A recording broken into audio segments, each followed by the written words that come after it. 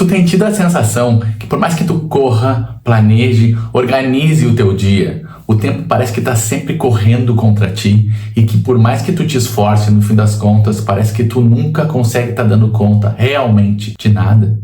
Talvez tu te identifique um pouco com essa historinha que eu vou contar agora. A gente acorda já olhando pro celular, com o despertador, tentando entender mais ou menos o que está acontecendo e às vezes já até respondendo mensagem e pensando no dia. Te levanta da cama, vai comer alguma coisa quando consegue e já vai pensando em 50 mil coisas que tem que dar conta. A gente vai passando as tarefas do dia a dia e sempre se perguntando se fez tudo. E ao longo do dia vai pensando, cara, uma hora eu vou conseguir parar, uma hora eu vou conseguir fazer as coisas que eu gosto. E aí se dá conta que podia estar lendo um livro, que podia estar falando com alguém, que podia estar passeando, indo num lugar, tanto faz. A questão é que o dia passa. E quando chega no fim do dia, tu não consegue fazer. Ou porque tá com um cansaço muito grande, ou porque continua com a sensação de que ainda tem que dar conta. E não faz porque se culpa. Ou às vezes se pega trabalhando, estudando, fazendo coisas de noite, porque precisa dar conta de tudo a qualquer custo. Esse é o tema do 6º episódio da nossa série que vem falando sobre como esse mundo está começando a ficar maluco. Mas eu vou deixar a Sofia apresentar ele um pouco melhor.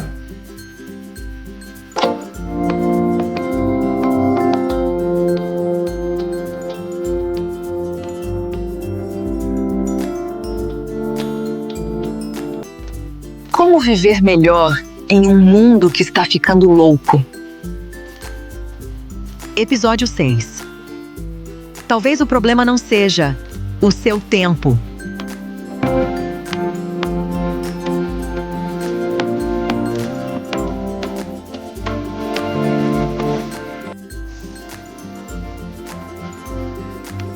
Deixa eu me apresentar antes de qualquer coisa. Meu nome é Renato Guaragni e trabalho diariamente como psicólogo clínico atendendo no formato online pessoas que diariamente passam por essas coisas que a gente tem trabalhado aqui nessa série que vem falando sobre o mundo. Se tu quiser conhecer um pouquinho mais sobre esse meu trabalho, vai lá no Instagram, no @psico.renato, para trocar uma ideia. Ou tu pode aqui pelo YouTube também ver os vídeos anteriores. Aproveita, já segue o canal aqui, dá o joinha, se puder dá o hype ali também. Isso ajuda muito o conteúdo a ir para mais pessoas e faz com que a gente possa levar tudo isso que tu vai ver agora para mais gente. Se tu estiver na plataforma de podcast, segue o canal para continuar recebendo os episódios desta série que tem 10 episódios, a gente está no episódio 6 agora. Mas bom, vamos começar a andar para frente e começar a pensar no tema desse episódio. Gente, eu vou ler e vou deixar para comentar depois qualquer coisa. Enfim, seja o que Jesus quiser, tá? Vamos lá. Olha aqui, ó, o título. Quem é o milionário de 47 anos que tenta, abre aspas, reverter o tempo e voltar a ter 18 com experimentos no próprio corpo? Empresário Brian Johnson já gastou milhões em rotina com luz infravermelha, dieta vegana e 54 suplementos por meio de um método chamado Blueprint, que é questionado por médicos. Com táticas extravagantes, Brian Johnson, de 47 anos, se dedica a uma missão diferente: reverter o tempo. Seu plano é alcançar a saúde de um jovem de 18 anos. Várias técnicas já foram testadas. Tomar mais de 100 comprimidos por dia, fazer a última refeição do dia ainda pela manhã e usar um anel peniano enquanto dorme. Ele também recebeu transfusões de plasma do sangue do seu filho, o que não trouxe benefício algum. Sua nova abordagem é usar um boné com luz vermelha para estimular o crescimento de cabelo e passar por terapia com ondas de choque. Ele afirmou em maio que recebia 4.500 choques ao redor do corpo 3 vezes por semana. Brian Johnson é um empresário de tecnologia e tem patrimônio avaliado em 400 milhões de dólares, segundo dados de 2023 da Fortune. Em 2016, ele fundou a Kernel, que cria a interface cérebro-máquina.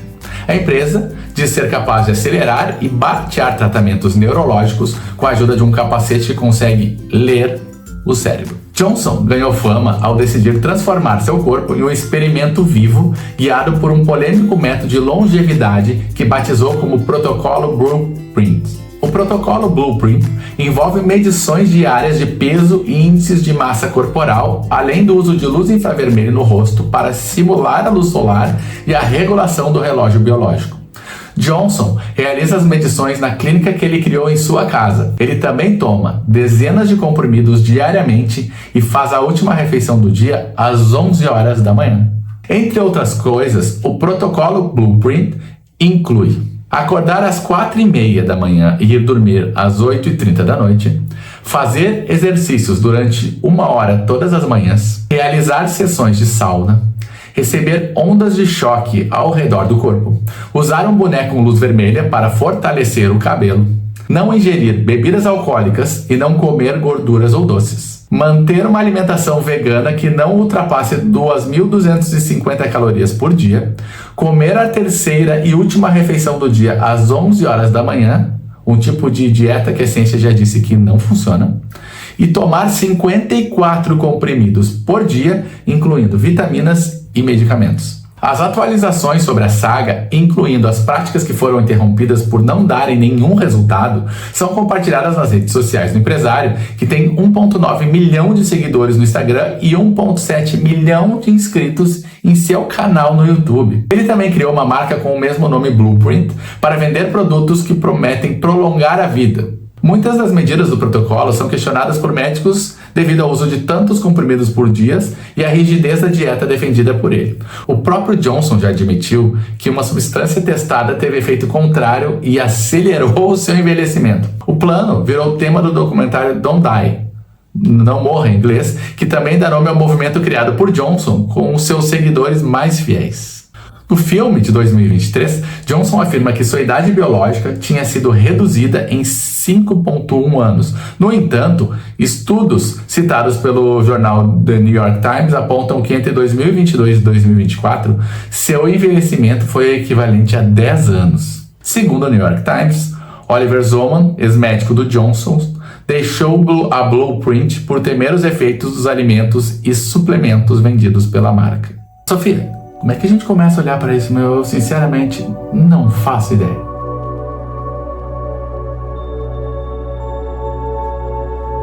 Talvez seja melhor pensar lá do início.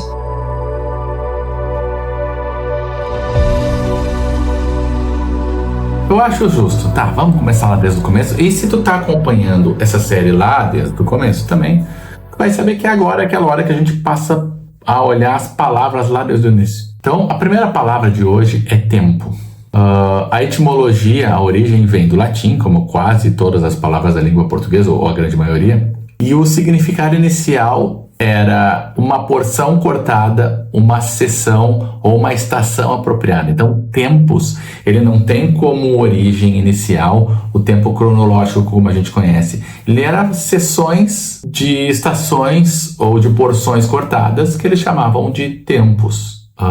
Na Grécia, por exemplo, eles usavam 2 tipos de palavras, que é o cronos, que é o tempo físico, sequencial, quantitativo, o tempo que o relógio em tese avança, que eles usavam depois, e o kairos, que é o tempo qualitativo, ou o momento oportuno, a hora. Então, a origem da palavra tempo, que é tempos, está mais ligado ao kairos, lá da Grécia, que era o momento oportuno das coisas.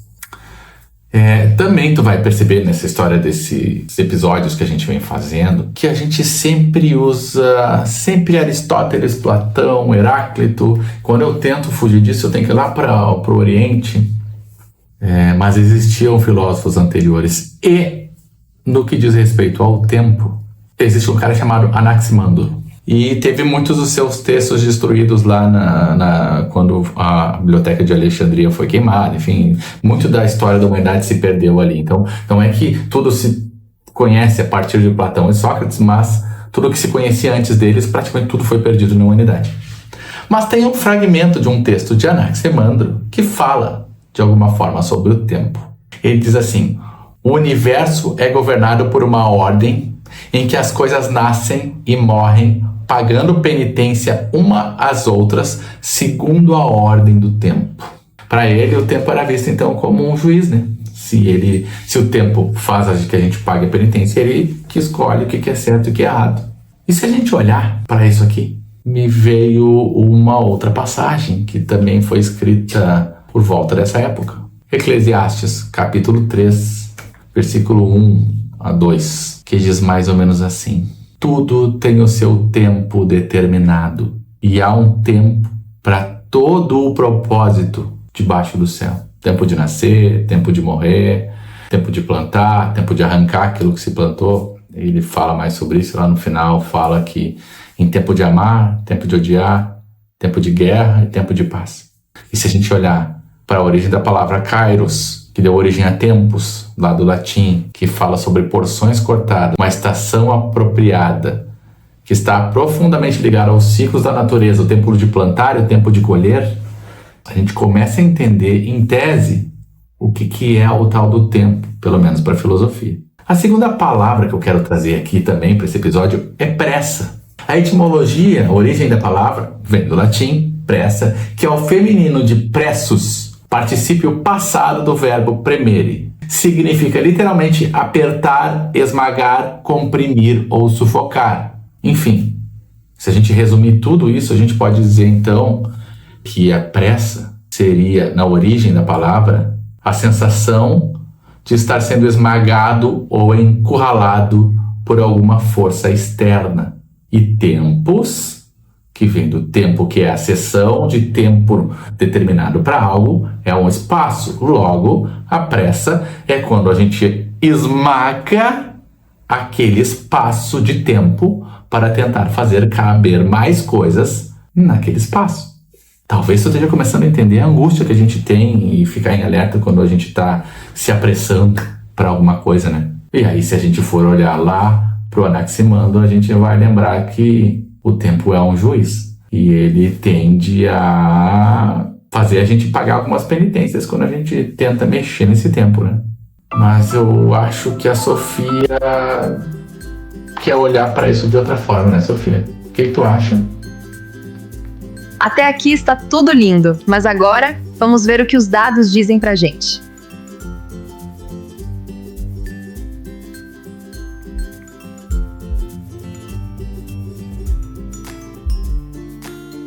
Esse tema sobre o tempo é uma coisa complicada para mim, psicólogo que trabalho com ciência, porque eu pensei muitas vezes como é que eu não vou entrar na galhofa dos coaches que a gente vê por aí, que já chegam a concorrer à presidência da República, que falam sobre o tempo e sobre as coisas, que dizem sobre o que a física quântica diz sobre as coisas, porque provavelmente a grande maioria deles, ou quase todos eles, não fazem ideia do que realmente é física quântica. Física quântica é uma coisa muito difícil. E eu tô tentando explicar para ti aqui uma coisa que Albert Einstein, Isaac Newton, Ernst Mach, nem eles conseguiam dizer exatamente o que era, de onde vinha, para onde ia. Estou sendo muito tosco e simplista, na verdade, para explicar isso, porque física quântica é uma coisa muito complexa. Na realidade é muito complexa. Mas usando todos esses caras que eu citei antes, um físico belga chamado Georges Lemaitre fala sobre o Big Bang. E depois dele vem Stephen Hawking, que é o cara da cadeira de roda, aquele que teve o filme que saiu esses tempos, que todo mundo chegou a ver, que era o nome do filme, A Teoria de Tudo, que saiu no cinema. Esses dois são os que mais próximos chegam a explicar o início e o fim do tempo. E se a gente andar entre eles, a gente pode comparar o tempo de uma maneira bem tosca a um tecido. Na verdade, ele dá corpo a esse tecido.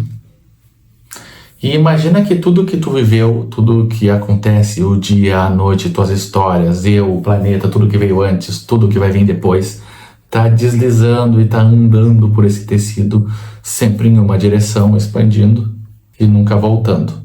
Como assim, Renato, um tecido? É um tecido. É o tecido, espaço-tempo, ele faz parte desse tecido. E esse tecido tem algumas regras dentro do que a gente conhece. E a gente, quando vive, de alguma forma faz uma força, imprime uma força sobre essa grandeza, que é o tempo, para fazer as coisas acontecerem. Então a gente está agindo, fazendo uma força de alguma forma. E aí eu não sei se a palavra força é mais bem aplicada na física, sobre esse tecido do espaço-tempo, e faz com que as coisas aconteçam. E isso é o tempo. Tá, Renato, mas se é um tecido, o que vem antes? Pois então, por isso que eu citei esses dois caras. O que a gente sabe, ou pelo menos a gente acha que sabe, a ciência, é que o primeiro ponto que criou esse tecido, espaço-tempo, foi o Big Bang, onde tudo começou a expandir. O que existia antes? Sinceramente, ninguém faz a mínima ideia. E se alguém disser que sabe, tá mentindo. É claro que vem as religiões e elas podem explicar, mas eu tô falando física e cientificamente, ninguém sabe. E o que acontece no fim desse tecido? Ninguém sabe.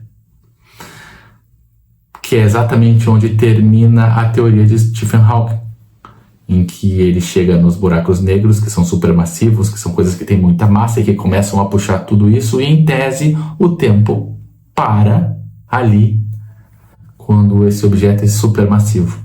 Só que a informação de tudo que a gente viveu, ou a informação que existe dentro das coisas, ultrapassa o buraco negro. Então a gente já sabe que tem alguma coisa lá, mas nem o Hawking conseguiu explicar. E se nem Einstein, nem Hawking, nem o Isaac Newton explicaram, não vou ser eu, não vai ser o coach e não vai ser o livro de física quântica que vai te dizer. Mas, dito tudo isto, eu preciso dizer que Albert Einstein acertou em praticamente quase todas as previsões e cálculos sobre como o mundo quântico de fato funcionava até hoje. Ele não sabia ainda do Big Bang quando ele escreve tudo isso, e ainda assim ele tinha razão. Então, falar sobre o tempo, talvez a gente possa ter alguma ideia do que acontece nele sem conhecer exatamente o que vem antes e o que vem depois. E aqui eu vou falar exatamente sobre este espaço de tempo que existe entre o Big Bang e um buraco negro. Que, se a gente parar para pensar em tempos, na origem da palavra, eram espaços em que as coisas aconteciam. E é este espaço de tecido que a gente vai falar agora. E aí, por que eu expliquei tudo isso?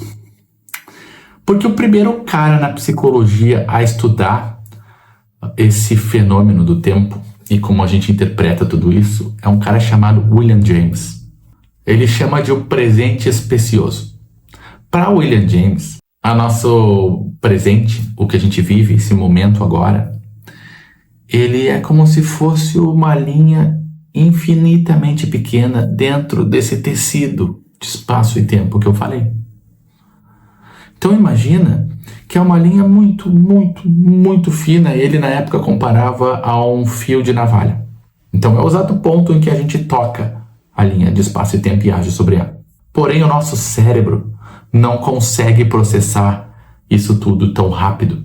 Então o agora que tu está experimentando, por exemplo, agora nesse segundo que tu está vendo este vídeo, ele na verdade é um pequeno bloco de tempo que dura uma fração de segundos escassos, pode chegar até 3 segundos segundo ele, para te interpretar tudo o que eu falei. Ou seja, em termos simples, aí eu vou abrir aspas aqui, quando você ouve o final de uma frase, o começo dela ainda está vibrando na sua consciência como parte do presente e não como uma memória distante. Nós vivemos em uma janela de tempo. A gente não consegue viver no momento presente de fato. Nunca viveu e nunca vai viver porque o cérebro humano é incapaz de processar tudo isso, segundo William James, que é a primeira pessoa a estudar o tempo e a forma como a gente se relaciona com ele. A frase típica do livro dele, do William James, diz o seguinte, abre aspas, o presente real não é um corte em forma de lâmina de faca, esse espaço-tempo,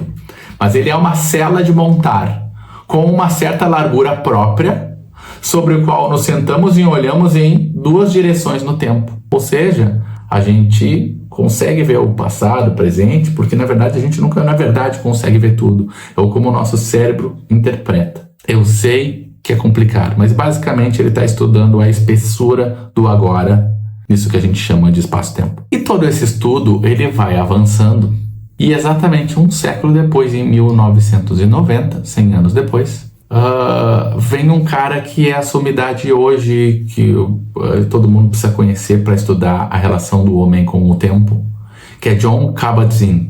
E abre aspas para esse livro dele, uma citação dele no livro Viver a Catástrofe Total, que diz o seguinte: a pressa e o estresse crônico acontecem quando a nossa mente vive no futuro, tentando controlar o próximo momento, enquanto o nosso corpo permanece inevitavelmente preso no presente. O mindfulness é o ato de trazer a mente de volta para onde o corpo já está. Se a gente não consegue interpretar uma frase quando ela está acontecendo, imagina interpretar todo esse estresse de informação que está acontecendo no dia a dia. E o mindfulness faz com que tu consiga pelo menos desacelerar tudo isso e ter uma coisa, uma palavra que o GPT adora usar a rodo hoje em dia, que é presença, que é estar aqui, é viver esse momento. E a partir dele a gente conseguir trabalhar com um pouco de calma e com mais capacidade o viver o agora. Eu quero trazer o estudo de hoje, que é a parte mais moderna desse vídeo hoje. Mas o que é esse estudo, tá? São dois caras, autores principais, Maxim Sherman e Zafarius Fontaines, usando dados abertos de códigos de modelo de IA da Open Science Framework, fizeram um estudo juntando ressonância magnética, botaram pessoas, olharam o cérebro, fizeram comparações de tempo, pediram para o IA ajudar a analisar tudo isso e chegaram a algumas conclusões bem importantes, que inclusive corroboram com o que o nosso primeiro autor tinha dito lá atrás, em 1890, o James. Esse estudo foi publicado em 2022, com as preliminares deles, as primeiras partes, os preprints foram a partir de 2020. Ali foi durante a pandemia que eles fizeram, na revista PLOS Computational Biology, que é uma revista bem importante. E o estudo foi feito mais ou menos da seguinte forma, tá? Ele foi realizado com um grupo de participantes humanos saudáveis. Os participantes foram colocados dentro de uma máquina de ressonância magnética para monitorar o fluxo sanguíneo e a atividade cerebral em tempo real do que eles estavam fazendo. Enquanto eles estavam nessa máquina fazendo esse monitoramento, eles assistiam a vários vídeos curtos, realistas e sem som, com durações entre poucos segundos até 24 segundos. E os vídeos mostravam cenários cotidianos com diferentes níveis de atividade, por exemplo, como uma rua movimentada de uma cidade, um ambiente mais pacato, enfim, tá? Após cada vídeo, os participantes tinham de reportar o tempo que achavam que o vídeo tinha durado. Eles tinham que dizer para as pessoas: ó, eu tô com a ressonância, tô olhando o vídeo, e aí pergunta, quanto tempo tu acha que durou o vídeo? E eles tinham que dizer mais ou menos o quanto eles achavam.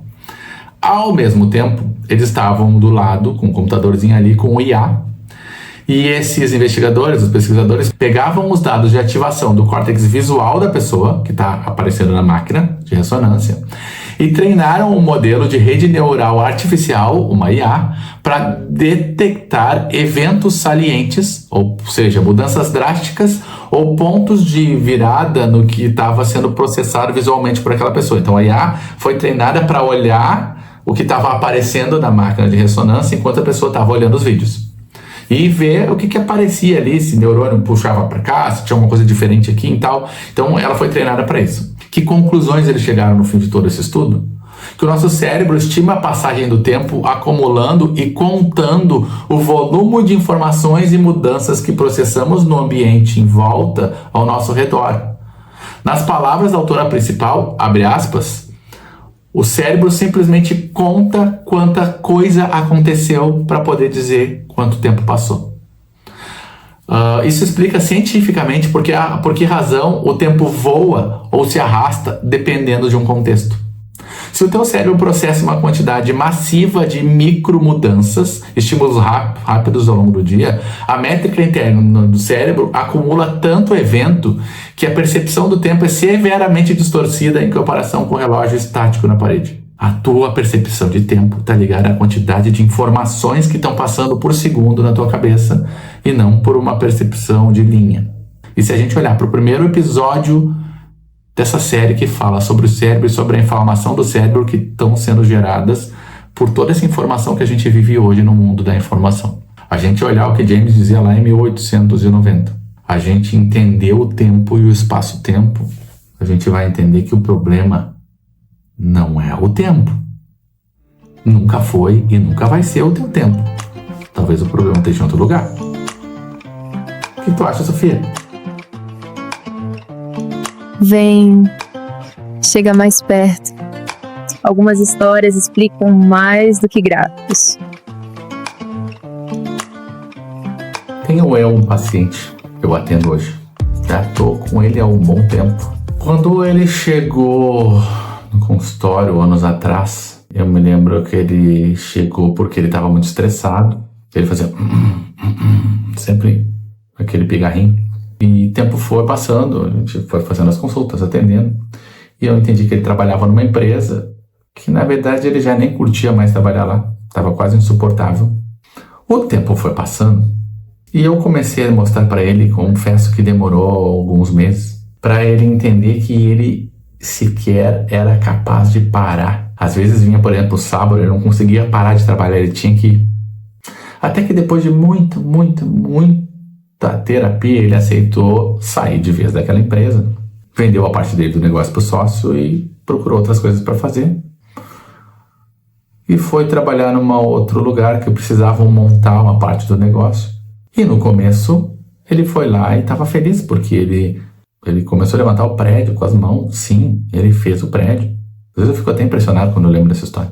E aí, depois que o prédio estava pronto, ele começou porque ele sentia um afeto muito grande pelos donos dessa empresa, ele começou a montar uma parte do negócio para desenvolver, para depois que saísse, deixasse para essas pessoas. E o tempo passou e ele começou a trabalhar feito louco de novo. E aí ele começou a entender que não era sobre aquele primeiro negócio que as coisas estavam acontecendo, não era porque aquele trabalho estava complicado, não era porque ele nunca tinha tempo de fazer e viver as coisas dele. Ele se deu conta que era um modus operandi dele, ele era incapaz de parar. E o mais louco, ele deu um prazo para ele de uma estimativa de faturamento que essa empresa teria que ter. E ele fez. 2 anos depois ele fez. Ele levantou o prédio e fez a empresa faturar o que ele julgava lá atrás, que era muito difícil e é uma quantidade alta de grana. Só que agora nós chegamos no momento da terapia que ele está começando minimamente a se dar conta que está na hora de entregar. Foi a primeira vez que ele aceitou, quando eu falei para ele, disse, cara, tu já te deu conta que na verdade tu tá usando um monte de desculpa, tu só não saiu ainda de vez que tu já fez tudo o que tu te propôs, porque na real tu não ia saber o que fazer com o teu tempo, porque se tu ficasse em casa tu ia começar a entrar em piripaque, porque tu é incapaz de parar um pouco. E ele começou a entender. E aí os pigarros começaram a diminuir, né? Se eu disser para vocês que ele já está pronto para entender o próprio tempo e para se dar o próprio tempo, eu estou mentindo. Mas está começando a cair a ficha. E começando a cair a ficha de que toda a loucura, todo o estresse, todos os problemas, ele teve que entrar em medicação, muita coisa aconteceu, tudo o que aconteceu foi porque ele é incapaz de respeitar o tempo. É muito fácil a gente se perder em toda essa informação que existe hoje, querer dobrar o nosso tempo e começar a bagunçar a percepção que a gente tem da própria vida.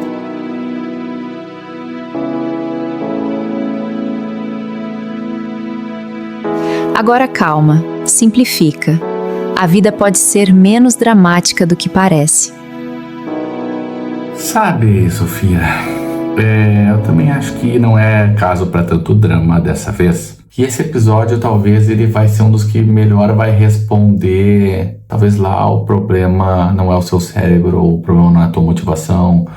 Ele vai explicar muita coisa do que aconteceu. Porque se a gente olhar o primeiro personagem que a gente estudou hoje, viu lá no começo, é um cara que tá lutando desesperadamente contra o tempo, como se a gente fosse capaz. E cada vez que ele luta, ele piora a situação dele. Quando eu pego o caso deste meu paciente e olho para isso, também tem a ver com não entender, não aceitar tão bem o próprio tempo. Parece que a gente foi e vem sendo ensinado de que o tempo é uma coisa ruim, de que ele é uma entidade que a gente tem que lutar contra ou ganhar umas lutas com ele para achar alguma coisa ali, para poder fazer mais e produzir mais e faturar mais. Só que, gente, vamos olhar tudo que a gente estudou. A gente, como ser humano, sequer é capaz de entender o tempo. E a gente passa a vida tentando ganhar, tentando lidar, tentando dar abraçada contra esse troço que a gente sequer faz ideia do que é. Isto é loucura. Vamos pegar a frase típica: tempo é dinheiro. O que é o tempo? Não tem como dizer. Então o que é o dinheiro? Entenderam a insanidade do que a gente está vivendo? Isso é insano. E preciso dizer que não é só tu, não é só esse meu paciente, não é só esse cara. É uma cultura geral nossa de lutar contra o tempo. De uma coisa que o nosso cérebro é incapaz de compreender sequer aqui. E a gente vai destruindo o cérebro da gente hoje e cada vez mais, porque se a nossa percepção de tempo está ligada à quantidade de informações por minuto, e a gente vive na era da informação, minha gente, imagina o que está acontecendo dentro do teu cérebro agora aí. A bagunça que ele tá. Então, onde eu quero chegar com tudo isso? Eu quero chegar no ponto de te dizer que o problema não é o teu tempo. Não tá faltando tempo. Tu não tem que fazer tempo e tu não precisa pensar no tempo o dia inteiro. O problema tá na quantidade de informação e coisas que tu tá tentando dar conta todo santo dia, a ponto de chegar em um momento de que se tu tivesse o tempo, tu ia ficar que nem meu paciente, não ia sequer saber o que fazer com ele. Talvez falte a gente entender que há um tempo para tudo debaixo do céu e que a gente precisa aceitar um pouco mais a vida como ela é e saber que sim, tem horas pra gente fazer força nesse tecido de espaço-tempo, mas na hora certa, não é o tempo inteiro, porque o tempo inteiro vai te engolir.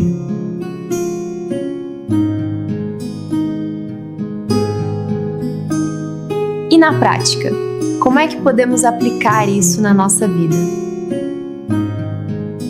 Eu sei que nesse vídeo dessa vez eu fui meio apocalíptico desde o começo. E talvez eu venha sendo de lá pra trás, tá? Vendo que o mundo tá louco, que tá tudo errado, que o contexto...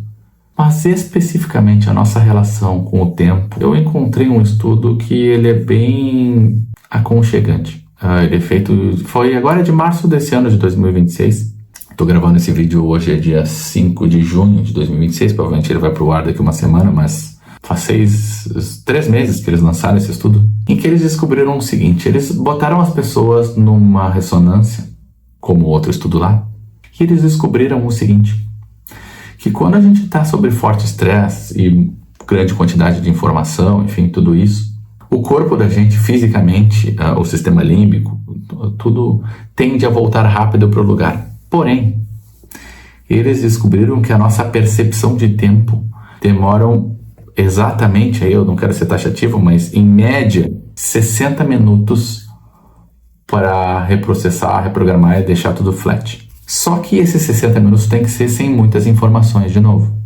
Esse estudo fazia com que as pessoas ficassem 60 minutos sem telas e sem coisas com muita informação e sem ficar pensando no dia seguinte, nas coisas que vão fazer. E essa é a parte difícil. Para te conseguir entrar num estado tranquilo depois do teu trabalho, tu precisa por 60 minutos não sair do trabalho, da frente do computador e ir pro TikTok, pro Instagram ou para qualquer outra rede, não ir pra frente da TV ver série. Tu precisa por 60 minutos parar. Vai tomar um banho quente com a meia luz. Se puder, vai dar uma caminhada na rua, vai levar o cachorro para passear, vai conversar com alguém, com outro ser humano, de preferência pessoalmente, e aí bate com o que eu falei do episódio anterior sobre não se isolar, que depois de 60 minutos tu vai voltar para o teu estado original e tu volta a te sentir melhor e ter mais energia. Dito tudo isso, o que eu espero da tua semana? Eu espero que tu aprenda a respeitar o tempo que há para tudo debaixo do céu. Eu espero que tu aprenda a respeitar o tempo de plantar e o tempo de colher, o tempo de viver, o tempo de paz, porque eles chegam. Existe tempo para tudo. E embora, talvez, vendo esse vídeo ou me ouvindo, tu esteja num vórtice muita informação, eu te garanto que quando essa monte de informação começar a passar aí, tu vai ver que o tempo continua passando como sempre passou, da mesma forma. Então, te permite entrar nesse tecido. Ou uma metáfora que eu gosto de usar um pouquinho melhor pra gente, te permite entrar nesse rio com segurança e deixar que o rio leve um pouco às vezes. Permite que o rio faça o trabalho dele, sem tentar pressionar, fazer pressão, porque a gente tem um sistema neurológico muito sábio. Ele sabe o que está fazendo e sabe onde vai. E quando a gente respeita o tempo desse tempo neurológico, a gente sempre acaba encontrando a solução e quase sempre acaba indo para onde tem que ir. Então, espero do fundo do coração que essa semana tu te permita viver esse tempo. Tchau. Boa semana para ti. Boa semana, Sofia. Tchau. Foi ótimo ter você aqui. Até a próxima.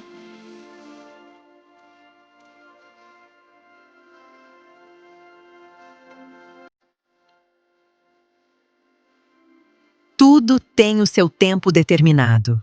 E há tempo para todo o propósito debaixo do céu. Eclesiastes, capítulo 3,